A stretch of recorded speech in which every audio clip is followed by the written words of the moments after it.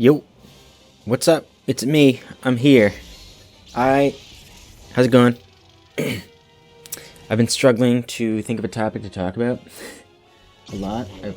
Just don't know what I want to talk about. And then I saw the comment about how excited everyone was about Star Wars back in 2015, 2017. And I was thinking man, that's really true. Also, this gameplay is the first Heroes v Villains, actually, first Star Wars match I played in a while, a few months at least. I think it was pretty fun to watch, so enjoy that. But yeah, I remember 2015, The Force Awakens was coming out. We were all pumped, it looked awesome, and it was good. I enjoyed that movie, actually. I enjoyed that quite a bit. I'm not going to go into that, because that would, that's too much. I'm also not great at reviewing movies. Anyway, it was good, and then, I was really excited for this game, Battlefront 2 coming out. I remember playing the beta, had a lot of fun, and then, it just had all these issues. That was the problem. It had so many issues when it first came out, especially with the microtransaction stuff, and I guess it kind of messed with the release of the game, and so I just didn't decide to play it for quite a long time. And when I came back to it, I had a lot of fun with it, but, it's not the same.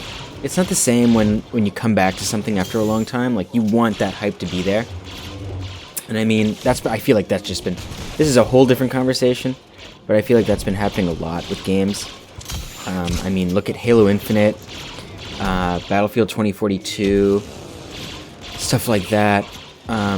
It's even... Oh my gosh, remember Cyberpunk? Oh my goodness.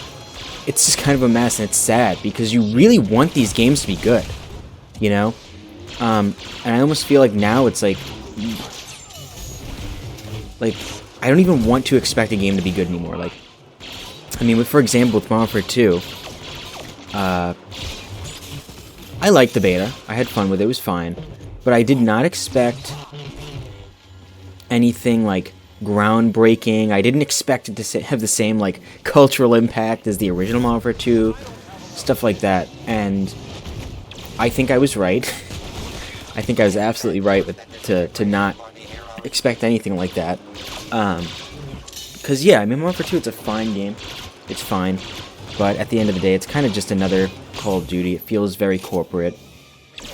Classic UI that looks like the Netflix home screen, everything these days. It's just those squares that you click on. It doesn't have... I don't know, it just doesn't feel like it has its own personality, which would be really nice. But, anyway, that was a tangent from what I was going to mention. Star Wars has burnt me out. I was thinking about it. And, all that excitement. I remember a few years ago, for Christmas, I got myself, Ralph McQuarrie book. He was the... original concept artist for Star Wars, and you can look his stuff up. It's really cool. And I got this big book with all his art for Star Wars and stuff like that. And I was just it was so exciting, and I loved it. And I'd watched so many interviews that George Lucas, and I feel like that happens once a year where I get super obsessed with Star Wars for a month, and that's I only watch YouTube videos about Star Wars. I'll play Battlefront 2 nonstop, stuff like that. And, that has not happened in quite a while. I had a good run with this game, relatively recently, but that's mostly because a lot of my friends who didn't play the game earlier decided to hop on it, and it was just super fun to play with everyone. And the game right now, I've been playing it once in a while right now, just to kind of relax. And it's fun. But I'm not, obsessed with it. So, yeah, but it's not just the game, right? It's all these shows, too, oh my goodness. Okay, so there's Mandalorian, which, when the first season of The Mandalorian came out, I was obsessed. I watched it, 3 times. I remember I was in winter break, too, when it was coming out. It was great. It was amazing. I loved it.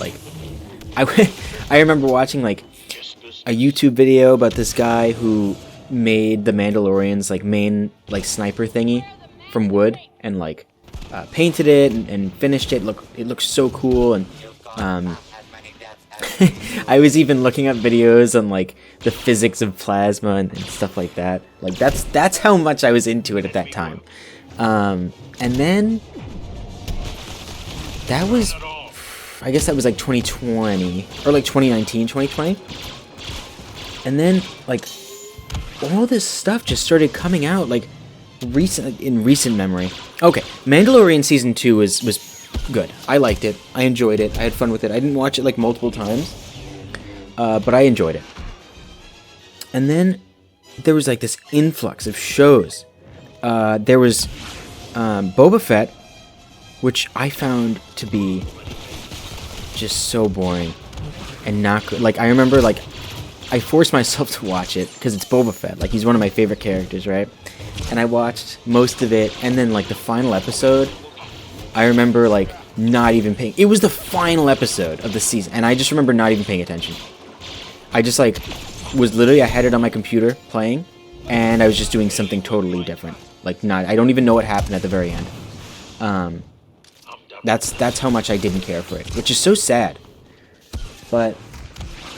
And granted, I mean, I have not watched a lot of the Star Wars shows and stuff. Like, I haven't seen the Clone Wars. I know it's very good. I just cannot bring myself to watch it right now. I just, like, don't watch much TV in the first place.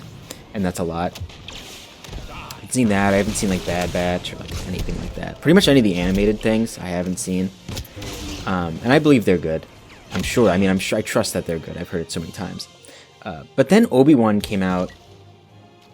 Oh, also, the only good part about Boba Fett was, like, the 2 episode where they basically focus on the Mandalorian. But they also, like, hijacked the Boba Fett show. It was almost like a promo for the Mandalorian Season 3. And I felt like... I don't know how I felt about that. Just very, like, weird, you know? Like, why would they do that?